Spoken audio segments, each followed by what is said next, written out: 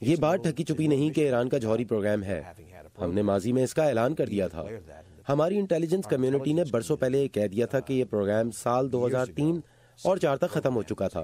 اس معاہدے کی بنیاد یہی تھی کہ اس پروگرام کے بعد جو بد اعتمادی تھی اسے ختم کیا جائے۔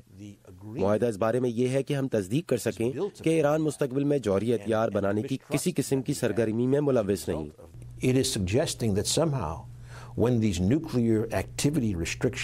یہ کہنا کہ جوہری سرگرمی پابندی ختم ہونے کے بعد جو 15 سال تک ہیں ہم پھر سے وہیں کھڑے ہوں گے جہاں پہلے تھے اور ایران پھر سے جوہری ہتھیار بنانے کی کوشش کرے گا، میرے خیال سے ٹھیک نہیں۔